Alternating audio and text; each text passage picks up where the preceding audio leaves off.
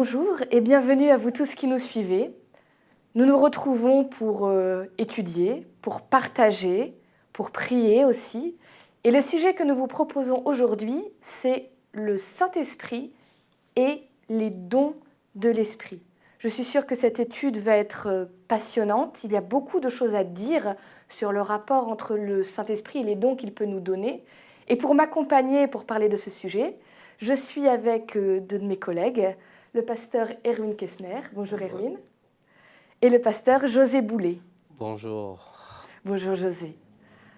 Avant d'aller plus loin dans notre étude, comme à notre habitude, je vous propose que nous puissions passer tous ensemble et avec vous un moment en prière. Erwin, vous voulez bien nous unir dans la prière ? Seigneur, je te remercie parce que nous avons à nouveau l'occasion d'étudier ta parole et je te prie de nous accompagner, de nous aider à pouvoir aller si profondément que possible dans tes vérités. Amen. Amen. Amen. Les dons du Saint-Esprit, on en parle beaucoup, on les espère, on les veut dans nos vies, mais finalement, qu'est-ce que c'est ? Avant de commencer notre discussion, je voudrais demander au pasteur José s'il veut bien prendre un texte pour que nous ayons une base pour cette étude. Et ce serait le texte de Romains au chapitre 12, les versets 3 à 8. Donc Romains au chapitre 12, les versets 3 à 8. À cause du don que Dieu m'a accordé dans sa bonté, je le dis à vous tous, n'ayez pas une opinion de vous-même plus haute qu'il ne faut. Ayez au contraire des pensées modestes, chacun selon la part de foi que Dieu lui a donnée. Nous avons un seul corps, mais avec plusieurs parties qui ont toutes des fonctions différentes. De même, bien que nous soyons nombreux, nous formons un seul corps dans l'union avec le Christ, et nous sommes tous unis les uns aux autres comme les parties d'un même corps. Nous avons des dons différents à utiliser selon ce que Dieu a accordé gratuitement à chacun. Si l'un de nous a le don de transmettre des messages reçus de Dieu, il doit le faire selon la foi. Si un autre a le don de servir, qu'il serve.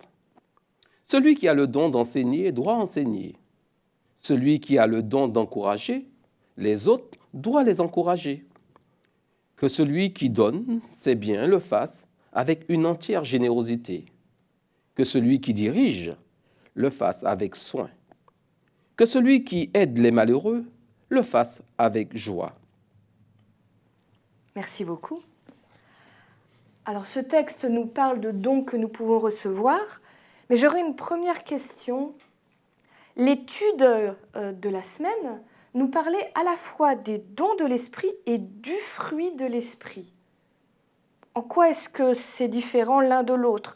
Qu'est-ce que ça représente chacun finalement ? Est-ce que c'est pas censé être la même chose ? Déjà, tu as bien dit, il s'agit des dons et il s'agit du fruit. Donc le fruit, il est un seul, même si la Bible parle de plusieurs choses, mais c'est considéré comme une totalité. Donc soit on a le fruit, soit on n'a pas le fruit.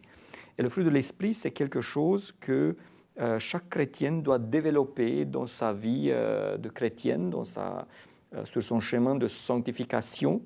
C'est une chose et ce sont des aspects qu'on doit développer en entier. Et on doit développer tous les aspects dont parle la Bible, dont parle Paul en Galates, la joie et l'amour et tout ce qu'un chrétien devrait donc avoir dans sa vie, tout ça, dans un certain degré. Alors que les dons d'esprit, ils sont plusieurs. On n'a pas besoin d'avoir tous les dons. Et je vais faire, si tu me permets, aussi une comparaison. Si je prends la joie, en tant que fruit de l'esprit ou partie du fruit de l'esprit, chaque chrétien devrait avoir la joie dans sa vie, n'est-ce pas, de vivre cette joie d'être chrétien, d'appartenir à Christ. En même temps, il existe aussi, à mon avis, un don d'esprit qui est la joie, le don de la joie. Et c'est quelque chose de très spécial. Il y a des personnes qui débordent de joie. Il y a des personnes que dès que tu les rencontres, n'est-ce pas, ils remplissent la chambre et l'espace avec leur joie. Et ça, c'est maintenant un don. C'est quelque chose qu'on ne demande pas à tous. D'accord. Lorsque l'on parle des fruits de l'esprit, du fruit de l'esprit, hein, souvent on fait cette erreur de dire les fruits, mais c'est le fruit.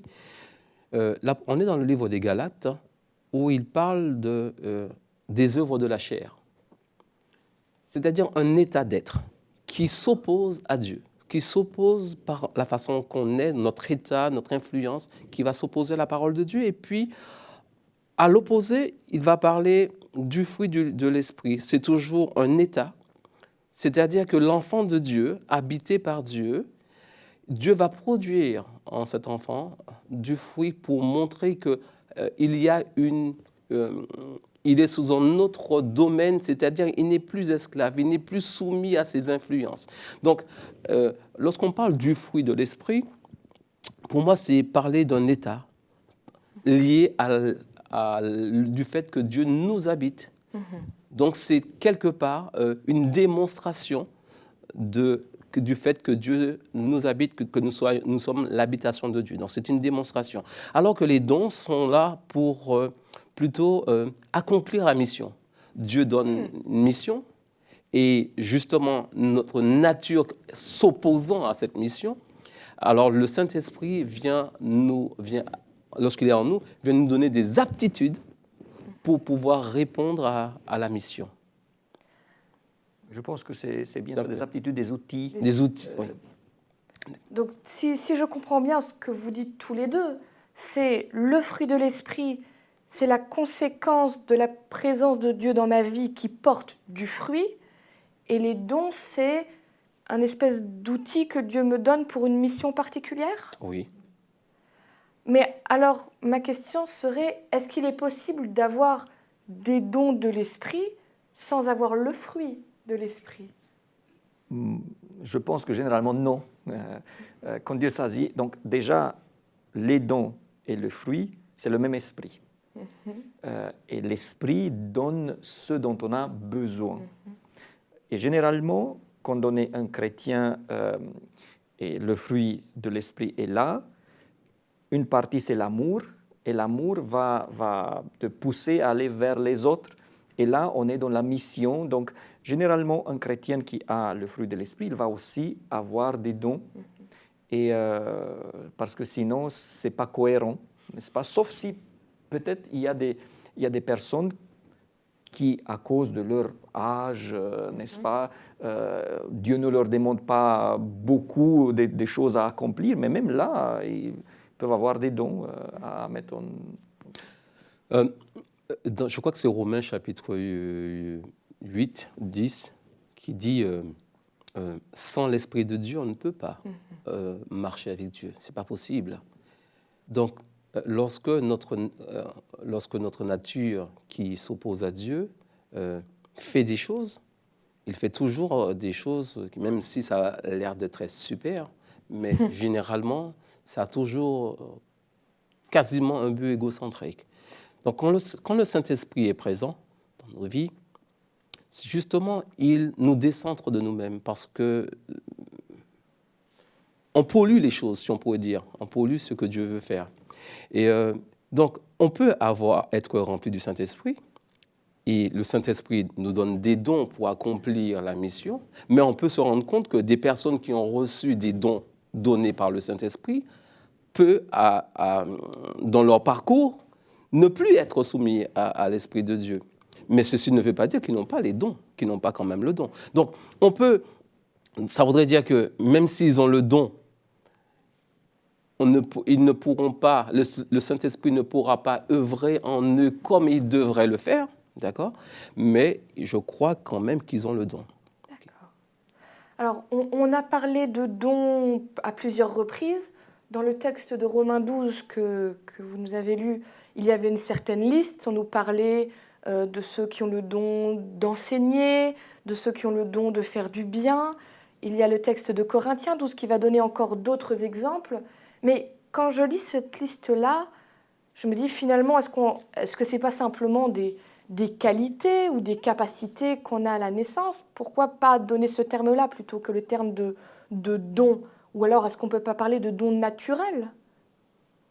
Je pense que c'est une très bonne question. Et il y en a beaucoup de personnes qui vont faire la confusion. Quand on parle du talent, il y a des capacités qu'on a depuis la naissance, n'est-ce pas? Chacun de nous a des capacités. Maintenant, il y a des capacités qui vont devenir des dons et qui vont être utilisées comme des dons. Et un des plus simples, je pense qu'il y a un don de la musique, n'est-ce pas? La capacité ou le talent musical. Et ce talent-là, certaines personnes peuvent l'utiliser comme un don.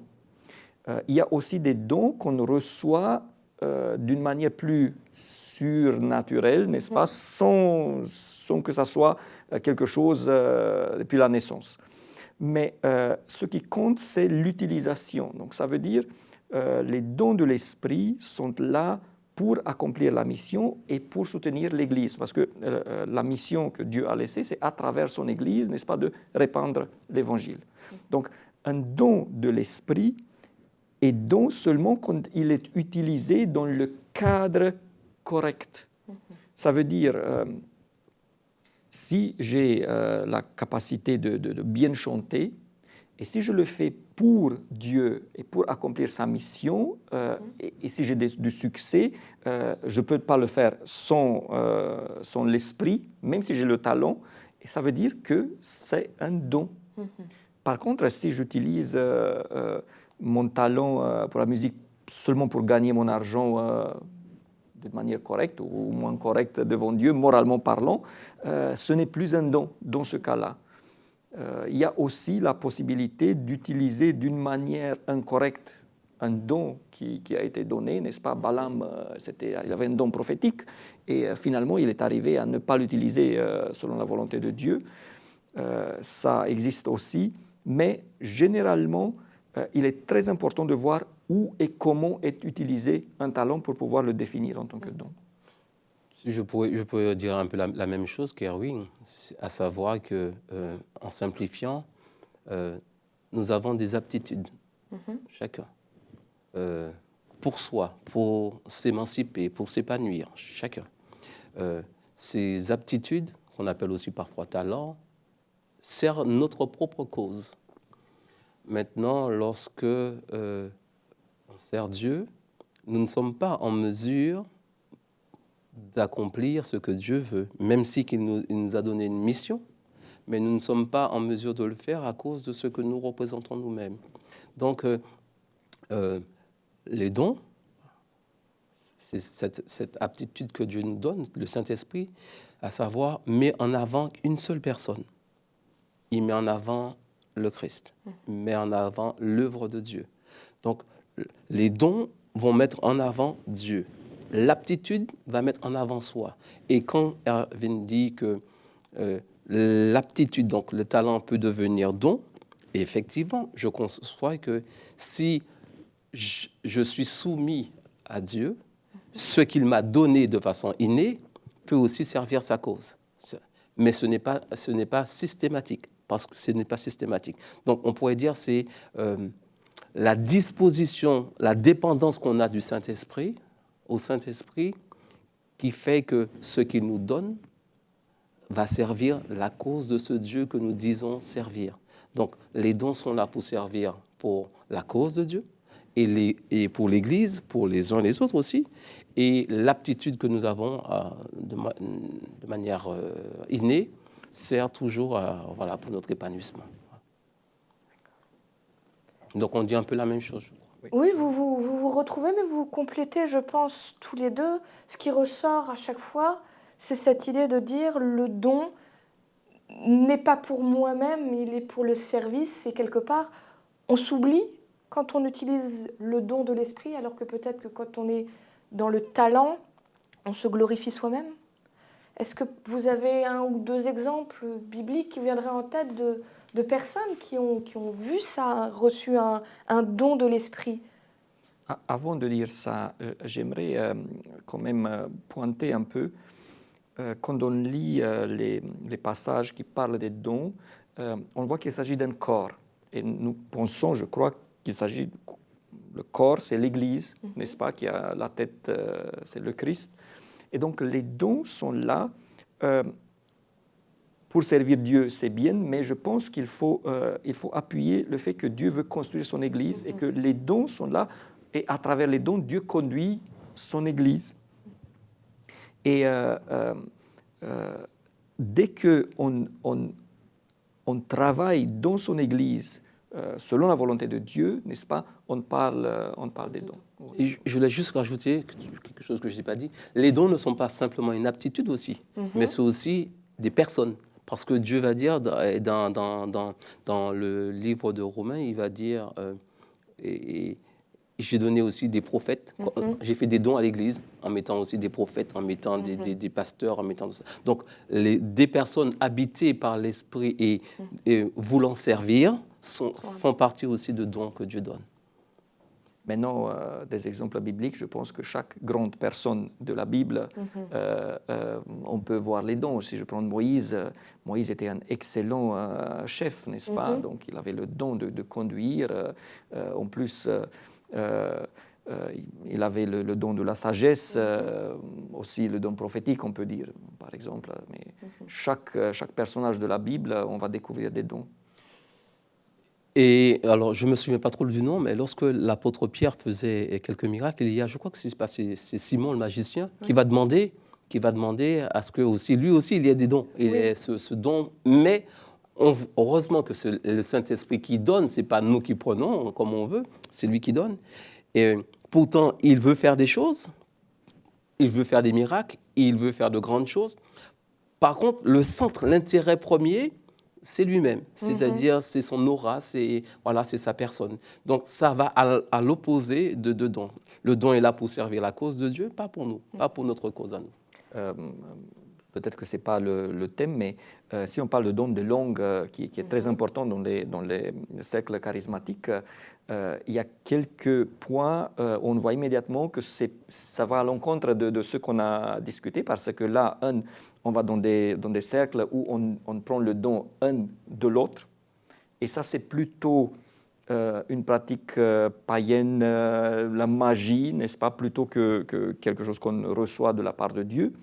Et généralement aussi, ce don de langue dont parlent les cercles charismatiques, c'est plutôt pour soi-même. C'est quelque chose, et les gens disent, mais ça me rapproche de Dieu, qui va aussi à l'encontre de ces principes-là. Moi, j'ai toujours été impressionnée dans la Bible, voir certaines personnes qui reçoivent des dons qu'elles ne pensaient pas avoir. Je pense par exemple, Pierre, quand il va parler à la foule et tout d'un coup, tout le monde le comprend dans sa langue, mais aussi Gédéon, qui pensait n'avoir aucun courage. Et je pense que Dieu lui a donné un don de l'esprit de courage qu'il ne savait pas avoir. Et je trouve ça encourageant pour la vie de chacun de se dire, quand Dieu demande quelque chose à ses enfants, il ne laisse pas partir tout seul, il les équipe pour la mission qu'il leur demande. Et pour moi, c'est extrêmement réconfortant de savoir ça. Parce que là, on est dans la pratique, n'est-ce pas? Et qu'au moment où on reçoit un appel qui vient de la part de Dieu, à travers son Église ou d'une autre manière, quand on reçoit un appel, c'est aussi avec l'équipement afférent, si c'est Dieu qui nous appelle. Je me souviens, quand je suis venu en France, en venant de la Roumanie, je me suis dit qu'il faut que j'apprenne le français, déjà pour pouvoir survivre, n'est-ce pas, pour être ce qu'il faut être. Mais j'ai prié depuis le début pour que Dieu m'aide, et je me suis rendu compte que Dieu m'a aidé d'apprendre le français beaucoup plus vite que la normalité, n'est-ce pas? Et je considère que c'est une bénédiction de la part de Dieu que je lui dois, et qu'aujourd'hui je peux utiliser, bon voilà, et c'est vrai, pas d'une manière parfaite encore, mais au moins... Lorsqu'on échange avec parfois des membres d'église, Parfois, certains se disent, je n'ai pas de don. Je crois que la Bible nous fait comprendre qu'on a minimum un don, au minimum, parce que lorsque on a cette rencontre avec Dieu, lorsqu'il vient nous habiter, il vient nous décentrer de nous-mêmes. Il met en nous ce désir de servir Dieu, il met en nous ce désir de servir l'Église, de servir les uns les autres. Donc il met en nous le désir de montrer la gloire de Dieu. À partir de ce moment-là qu'il met en nous ce désir est le même pour chacun, mais chacun a des sensibilités différentes. Et en fonction de ces sensibilités que Dieu met dans nos cœurs, parce qu'on a des histoires de vie différentes, le Saint-Esprit vient équiper pour que chaque enfant de Dieu, chaque personne qui a cette rencontre avec Dieu, chaque personne qui veut servir Dieu, puisse pouvoir le faire et puisse pouvoir grandir et apprendre à connaître Dieu. Donc c'est pour cela que le don, le Saint-Esprit nous donne, nous équipe, comme tu viens de dire, nous équipe parce que lorsqu'on sert Dieu, on n'est pas oisif. On n'est pas oisif. D'ailleurs, si quelqu'un n'a pas de don, ça veut dire qu'il n'est pas envoyé pour servir. Et comme tous les chrétiens sont envoyés, sont missionnés pour servir Dieu, n'est-ce pas? Ils sont déjà qu'ils ont été sauvés. Maintenant, c'est pour remercier Dieu, il faut travailler dans son champ. Ça veut dire qu'il y a aussi des dons. Et on n'aura pas le temps de tout discuter, mais je pense que parfois, ça ne devrait être trop difficile de découvrir ces dons. Il y a des gens qui ne connaissent pas les dons. Ça, c'est une chose.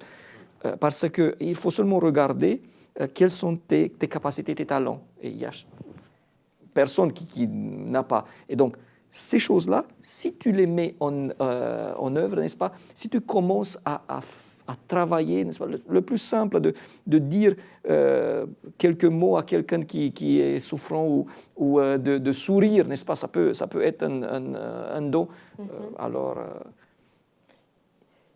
Dans le texte de Romains qu'on a lu dans Romains 12, on parlait du corps. Il y a d'autres images dans la Bible où on parle du corps, les yeux, les pieds, les mains. Il n'y a pas de petits dons et de grands dons. Tous les dons sont importants. Il y a des dons qui sont plus appréciés par les humains. Et il y a des dons qui, oui, là où tu es devant, n'est-ce pas? Et il y a des dons qui sont souhaités par certains. Mais il n'y a pas des dons plus valeureux dans le sens, comment dire, oui, tu peux faire plus pour Dieu avec certains dons, mais Dieu va te donner ce dont tu peux mettre en œuvre. Les talents, un il a reçu 5, l'autre a reçu 2, l'autre a reçu 1, mais ce qui compte, c'est de mettre en valeur les dons qu'on a. Et je pense que si on met en valeur et si on travaille avec les dons qu'on a, on a plus de chances de recevoir encore plus. Et quand la Bible nous parle pour le perfectionnement des saints, ou bien lorsqu'il prend l'exemple du corps, on se rend compte que le petit orteil, on peut prendre le petit orteil. Et il est tout petit, on n'a pas l'impression que il sert à grand-chose. Par contre, lorsque on a un choc dessus et que ça nous fait mal, on se rend compte que la marche même a changé. La marche a changé. C'est pour dire que tout enfant de Dieu a un don et tout enfant de Dieu a une importance dans l'œuvre de Dieu. Donc, personne ne doit se dire, comme c'est ce que l'apôtre Paul dit, je suis pas assez visible pour pouvoir, et donc je veux être encore plus visible. Le Seigneur dit, c'est, voilà, si mon cœur veut le servir, il me donne des dons, il me donne une capacité pour pouvoir le faire, pour le mettre lui en avant, pour pouvoir aimer mon prochain, pour pouvoir faire que l'Église puisse avancer. Donc, il n'y a pas de petits dons. Il n'y a que des enfants de Dieu employés pour la cause de Dieu. Permettez-moi de devenir très pratique. Les internautes nous voient, nous entendent, n'est-ce pas? Mais pour que tout ça puisse se passer, il y a des personnes derrière, n'est-ce pas, Jacques? On est très content de t'avoir. Nous avons une équipe technique avec beaucoup de dons. Voilà. Et on ne les voit pas, mais s'ils sont là, donc qui pourrait dire que ce n'est pas valeureux? Alors, pour conclure, une dernière petite question, en un mot ou en 2 mots, dites-moi, est-ce qu'il y a encore vraiment des dons de l'esprit dans l'Église adventiste qui se vivent? Tout à fait, il y en a. Donc, je connais donc, les personnes avec lesquelles je travaille, mais je découvre énormément des dons. Je suis pasteur d'une église, des églises dont la majorité sont des Antillais. Et je me suis rendu compte qu'il y a un don de la musique, le talent de la musique, qui est là et qui est transformé en don. Et c'est quelque chose d'extraordinaire, n'est-ce pas? Et puis, oui, il y en a beaucoup. C'est peut-être seulement le don de la prophétie qui aujourd'hui n'est pas tellement présent, mais nous considérons que l'Église adventiste a reçu ce don. Et si aujourd'hui il n'y a pas un prophète reconnu, ça ne veut dire pas qu'il n'y a pas ce don. Mais... Pour ma part, si il n'y avait pas de don au niveau de l'Église, il n'y aurait pas d'Église. Et l'Évangile ne serait pas propagé. D'accord ? Donc ça voudrait dire que si l'Évangile est propagé, ça veut dire que le Saint-Esprit agit. Et le Saint-Esprit agit par des dons. Maintenant, il nous donne aussi, dans la parole de Dieu, il nous donne aussi des moyens aussi pour pouvoir sonder les choses. Parce que tout le monde qui dit avoir un don de la part de Dieu ou même parler de la part de Dieu n'est pas forcément... donc il nous donne aussi des moyens au travers de la parole, au travers de la personne du Christ, pour pouvoir... le terme, c'est de pouvoir...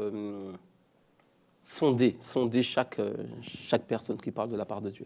Mais je veux dire que le don, s'il y a une église, il y a un don. S'il y a des dons, il y a des églises et l'évangile progresse. Amen. Merci beaucoup à tous les deux. J'espère que cette étude vous aura été bénéfique. J'ai simplement envie de vous dire, laissez Dieu faire fructifier des dons de l'Esprit en vous. Vous en avez, Dieu veut vous en donner. Mais avant tout, recherchez le fruit de l'Esprit, parce que c'est ce que Dieu nous demande tous d'avoir. Je vous dis à bientôt. Au revoir.